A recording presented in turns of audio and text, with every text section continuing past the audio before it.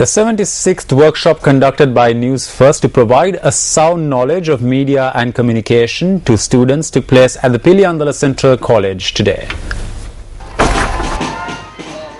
The principal, staff and students who attended the workshop extended a warm welcome to the News First team.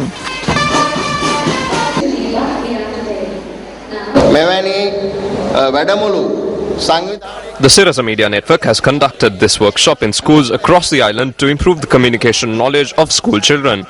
We are indeed pleased that News First accepted our invitation to conduct this workshop in our school. We welcome you to our school on this occasion. The main aim of the workshop is to provide children insight on news reporting. Children were able to gain practical experience on the various aspects of media and communication.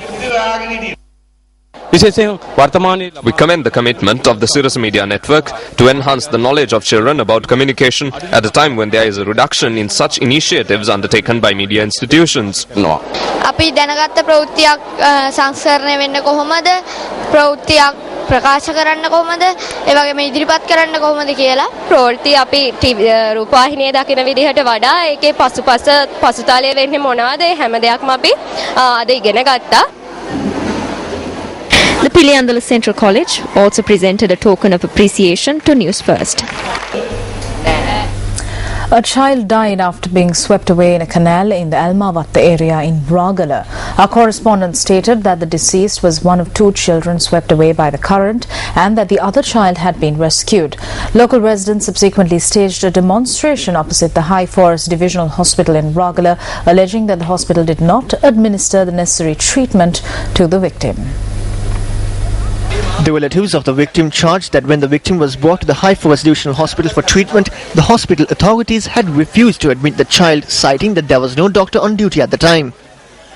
They claimed that they had to travel a considerable distance to the Norelia hospital for treatment and that the child died en route. When we inquired from the duty officer at the High Forest Divisional Hospital, he said that the child died prior to being brought to the hospital. He added that he was not present at the hospital as he himself was seeking medical treatment. Estate workers in Alwata did not report to work today as a mark of protest. Our correspondent added that transportation activities in the area also came to a standstill. In a separate incident, the bodies of the two persons who drowned in the Yakha Kadulla tank in Laggala were brought ashore today. The two victims were part of a group that had gone fishing and had met with the tragedy after their boat toppled over. 3 persons were on board at the time of the incident and 1 person had managed to save himself. One of the victims was 24-year-old Kavinda Vikramasinghe, an engineer from Teldenia. The other victim was 23-year-old Tushan Madhushankar from Hattura Amuna. Both victims were married. All spill gates of the Kantale reservoir have been opened as a result of the inclement weather conditions experienced in certain parts of the island. 2 spill gates of the Kantale reservoir were opened by 1 foot each midnight yesterday, and the remaining 2 spill gates were opened this morning. Our correspondent said that 800 cubic feet of water is being released per second from the spill gates. A number of areas including Kantale, Pottankadua, Peraru and Vannala have been inundated.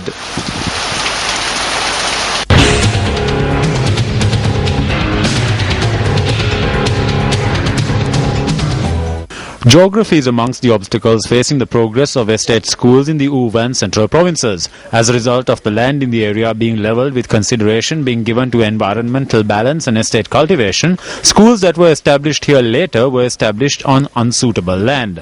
While the lands on which many of these estate schools are established face the threat of landslides, on countless occasions schools have been closed indefinitely during the rainy season. The lack of consideration shown by parents and school authorities towards creating an environment for educational activity which goes beyond the classroom is also cause for concern.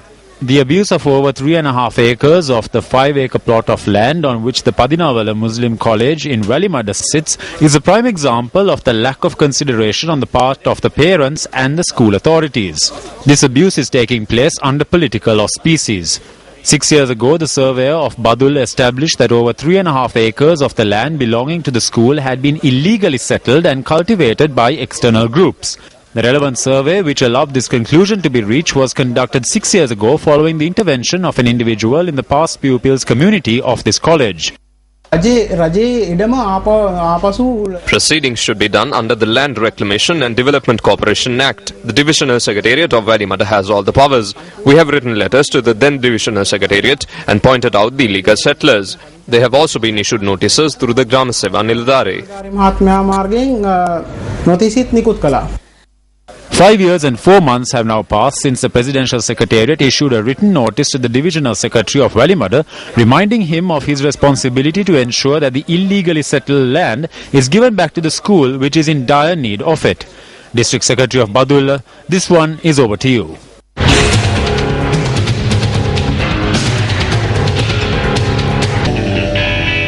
The Sri Lankan women's cricket team advanced to the Super 6 stage of the ICC Women's Cricket World Cup by defeating hosts India by 138 runs. Incidentally, this is also the first time the Sri Lankan women's team had beaten India in a one-day international. This loss also eliminates the home team from the competition as they failed to reach 251 runs, which was the minimum required for them to advance in the tournament.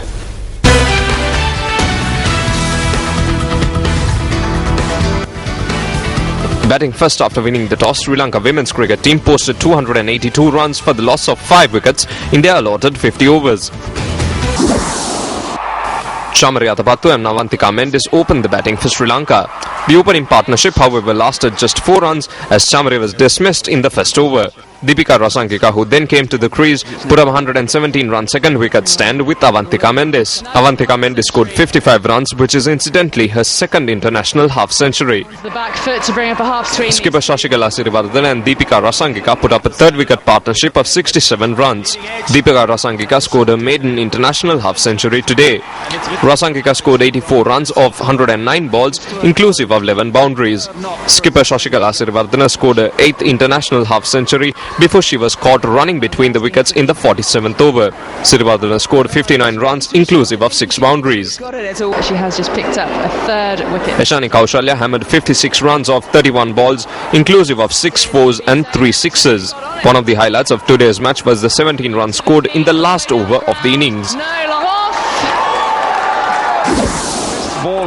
Julian Goswami clinched 3 wickets for 63 runs for the Indians. Tirelessly since. Batting in reply, the hosts lost their first wicket with 6 runs on the board. The top scorer for the Indians was Reema Malhotra, who scored 38 runs. Sashikala Sirivardhana and Chamari Siriviratne bagged 2 wickets each.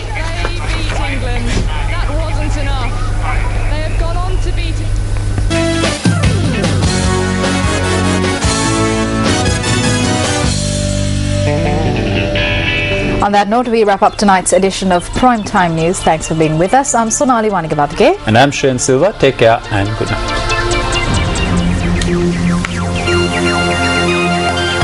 Hotline 0114-896-896. www.newsfirst.lk.